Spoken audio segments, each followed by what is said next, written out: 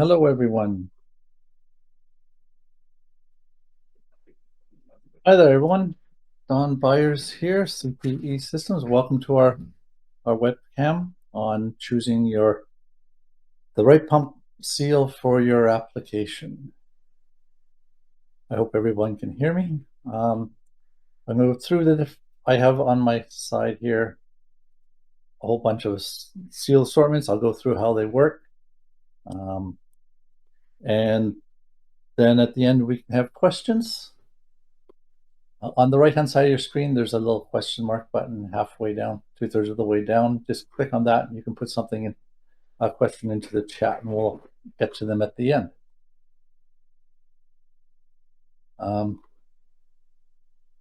So let's get started. I will show my ugly face one more time here. Let's say hi to everybody. And get comfortable. And then we will go to the desk cam and we'll go over different kinds of seals. So this is my desk cam. We have 3 different kinds of seals set up here. I picked the C114 pump. That's our most common pump. The C series, we sell tons of those. They're around all over the world. The one I picked on the desk here is a C114. It's the smallest one in the series that takes these seals. The C216, the C218, the 328, the 4410, and the 6410 all use basically the same kind of seals, just a lot larger. So let's get at it, and then we'll do questions afterwards. On the right here is a standard C114 backplate and mechanical seal. Now this makes up a D-type seal. The one in the middle here is a DG seal. This is the B seal or CB pump, craft brew pump. And then we also have over on the side, I can't get them in the screen, I'll bring them out later, is the F flush seal and the E-type double flush seal. And there you go. I'll show you how those work. They're not nearly as common, but they are available for really tough pumping applications. So the D seal, this one here, is really simple. It's your standard stainless steel backplate, rotating carbon, and is an external seal. So the impeller is over here. Outside on the back of the pump, you have your stainless steel backplate with a wear surface there, and the rotating mechanical seal that is pressed on with the spring. So there are 2 wear surfaces, are the polished carbon here, and the stainless steel there. This is a simple seal, inexpensive to maintain, works great for CIP, clear liquid transfers, cold liquid transfers. So bright beer, wine, milk, juices, even soft drinks because they don't have that much sugar in them. Don't tell your dietitian that. Next step up from that is a DG seal. It's also an external seal, so your impeller is over here. The inside of the backplate is basically the same, except instead of stainless in here, we have, on this side, we have an inserted replaceable seat.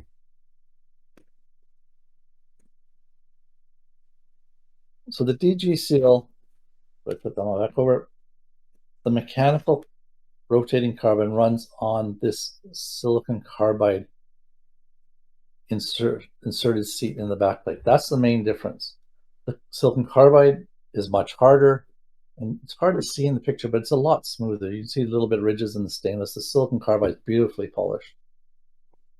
So it withstands abrasives and sugar buildup and solids much easier. But it works in basically the same way. It's like this, and it's pressed on with the spring. One thing I forgot to mention to you when I was talking about the D seal is this is called a balanced seal. So, good example here. So when it's on the back plate like this, some liquid will come down until it hits this O-ring, and then the pressure of the liquid presses on this step on the inside of the carbon seal. And that helps to push the carbon seal onto the back plate. So as the pressure in your pump gets higher because you're pumping, that pumping pressure pushes the carbon seal tight against the back plate. So when the pump's not actually running, you're not actually pumping anything, it doesn't seal really well. It'll seal to 10, 15 pounds pressure from the static pressure. But once it's running, the pressure builds up inside the pump will seal it even better. Should have mentioned that earlier. So back to the DG seal. So this carbon seal runs on the silicon carbide backplate. It's much harder. So sugars and solid buildups don't wear nearly as fast. The carbon seal will wear out first before this one will, and it's an easy piece to replace. The other nice thing about the DG seal is this is the replaceable seat. It's reversible. So you put it in this way, you run it for 6 months, a year, 2 years, then you take it apart, flip it over, put it back in, and you're good to go again. These seats come in silicon carbide, which is the most common one, most cost effective. We also can get them in ceramic and tungsten carbide. Tungsten carbide is the most expensive, and it is really hard, but it's quite price prohibitive. We used to use ceramic a lot. The ceramic is much more brittle than the silicon carbide, so we generally stick to this one. The next one over here is the CB Plus pump. That's the internal seal. So whereas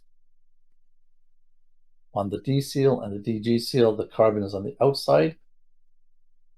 On this one, the carbon and the seal are inside the pumping area. Put it in the middle so you have a better view. So this is the seat, like the DG seat. It has a silicon carbide stationary seat. It fits down inside here. And you just slide in like that. You pick something up. I use a little piece of foam or paper towel, something like that, but because I don't want to touch the seal with my fingers, and then push it down in place. It doesn't take a whole lot. It just pops in like that. There it is. And then this is our rotating seal, much smaller than this one. But it sits in behind the impeller. So this fits down like this on the shaft, and then the impeller pushes it tight like that. And of course, because it's in the pumping liquid too, the pressure will push it tighter and tighter against the seat. So the advantage of an internal seal is that the seal is inside the liquid, so it's constantly flush. So whatever you're pumping is always cleaning the solids and any buildup around the seal out of the way. So it works really well for hot wort, sugary substances, so syrups, especially like I said, high brick syrups or high gravity worts or anything like that, where you get more solids build up. The one disadvantage of this seal is you have this inside your product, so it's harder to clean. With the external seal, there's nothing inside the product area. This one, we've got this little seal, we've got the O-ring, we've got a metal washer in here, and we have the spring. And it's really hard to get proper cleaning in behind here with a good CIP. So you have to really CIP this seal. What we've done is offer a high clean seal. So this whole spring assembly, not quite the same, of course, is now encapsulated in a polished stainless steel housing. This O-ring here will seal against the back of the impeller. This face will seal against the seat. And everything's encapsulated. Nice and easy to clean when you CIP. You just have to flush around the outside of this polished stainless steel. Great for applications where you need higher sanitation. So dairy, the seal's 3A approved. So works great in the dairy industry.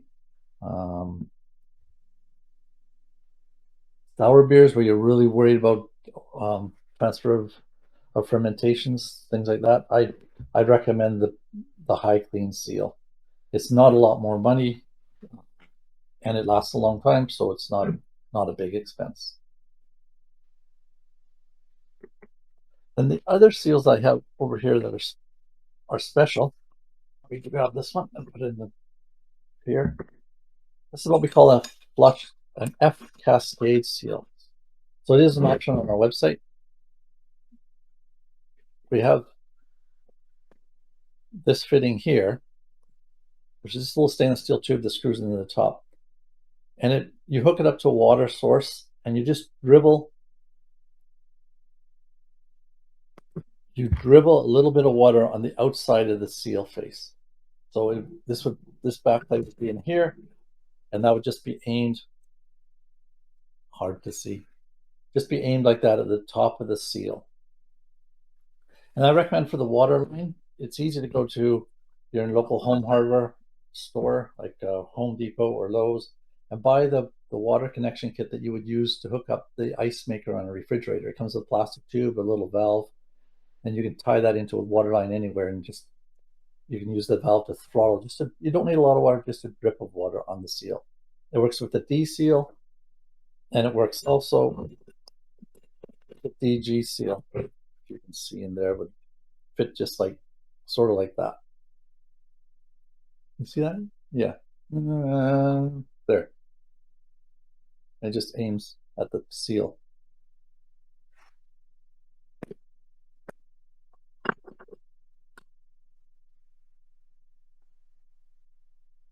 And then we have another one here. This is an E style seal. So this is a bigger pump casing, pump backplate. It's just because it's easier to demonstrate on a 6-inch pump than a 4-inch pump. So it works the same. It's an external seal, so it's the same design as that, just bigger for this case. But then you bolt housing on the back. It's called a flush housing or stuffing sometimes. And then the mechanical seal is the same style, but we double it up.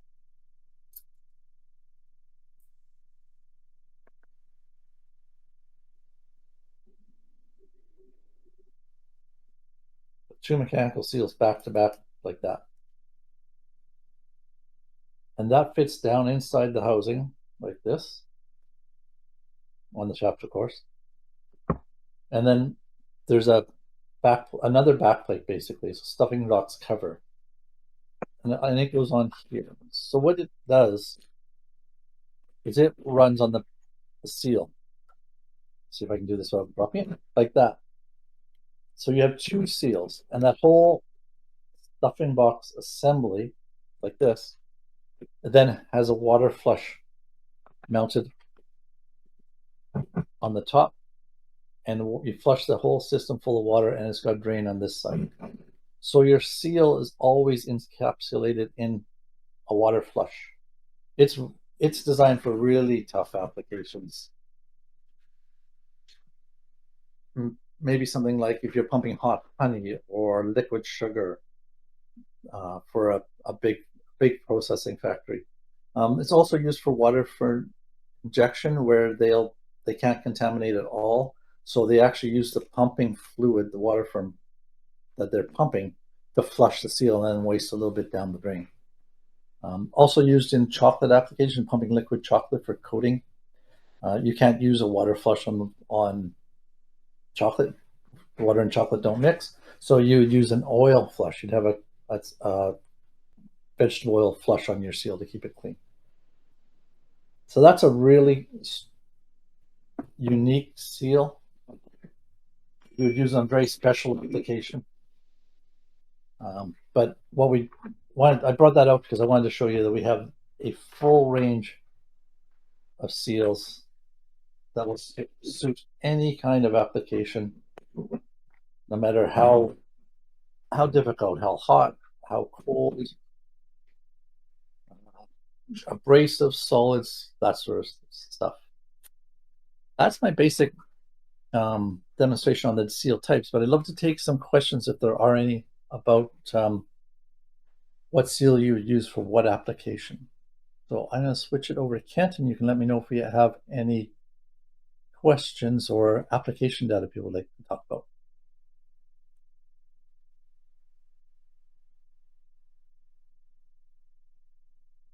So high levels, what seal would work best for pumping substances with high levels of particulate matter? Particulate matter. It would depend on what the particulate is. If it's dissolved, like high sugar content, a DG seal would work great. This one here. And you put a flush on it, or the CB internal seal would work great too, because this is constantly flushed. However, if it's a large particulates, like dry hopping, where you have large, especially with fresh flowers, you're trying to recirculate or something that way, you've got some big chunks of solids in there, I would not use the internal seal, because when we get the internal seal, we have this kind of tight area in here, which could fill up with actual solids.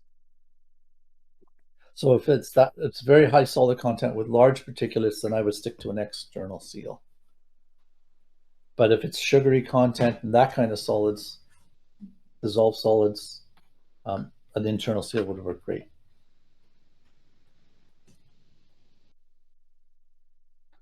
Now, if you've got any more questions, Ken? So what kind of, would internal seal be better or worse for pumping Bacillus, Brettanomyces and lactobacillus fermented substances? Big words. An internal seal would be fine. When you're talking about fermented substances, you want to make sure it's really clean. And you want to make sure your CIP is working really well every time. So I would definitely use the high clean seal. Yeah, just it's same as with the dairy industry. If you're making yogurt or something like that with where you're doing fermenting, you want to make sure you've got control of your fermentation. So make sure you use the clean seal for that kind of application.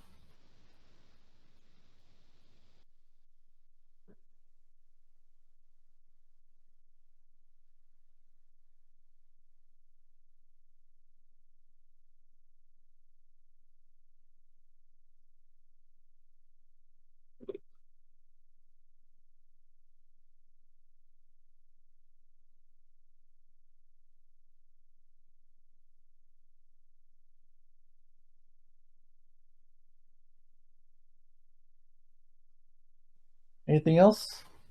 Anybody else here? Questions?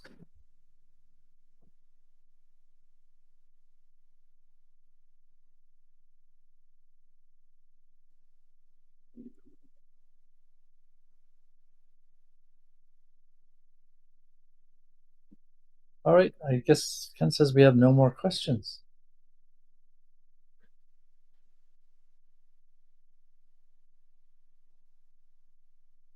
All right, well, thanks everyone. Appreciate you coming. We'll do this again soon, I hope.